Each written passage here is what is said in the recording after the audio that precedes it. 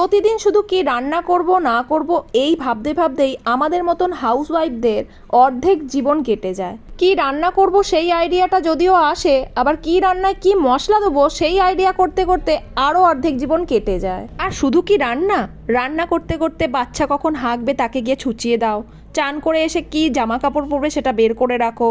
এই সব করতে করতে আমার তো মনে হয় আমার জীবনটা পুরো মোচার ঘন্ট হয়ে গেছে। মোচার ঘন্ট বলতে মনে পড়লো, আজকে আমি মোচার ঘন্ট বানাচ্ছি।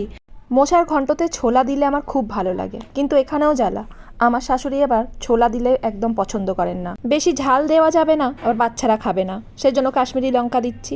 ভাবছিলাম আজকে ঘন্টে ছোলা দেবো না, কিন্তু লাস্ট মোমেন্টে ভাবলাম না, একটু ছোলা দিয়েই দিই। শাশুড়িকেও বললাম, বললো ঠিক আছে অল্প করে খেয়ে নেবোক্ষণ।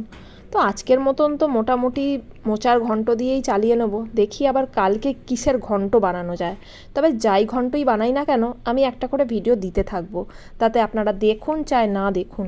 আর যদি দেখেন আমার ভিডিওটা কোনো ক্রমে, তাহলে আমার চ্যানেলটা অবশ্যই সাবস্ক্রাইব করে দেবেন এবং ভিডিওটাও একটা লাইক করে দেবেন, দিয়ে আমার পাশে থাকবেন, তাহলে খুব উপকৃত হব।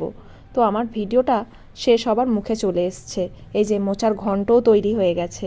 এবার শুধু গরম গরম পরিবেশন করার অপেক্ষা। কিন্তু কি গরম গরম পরিবেশন করব, ছোট ছেলে আবার চান করেনি, যাই ওকে চান করাই, তারপরে না হয় খেতে দেবো সবাইকে। তো ততক্ষণে আপনারা সবাই খুব ভালো থাকবেন, সুস্থ থাকবেন। Bye bye.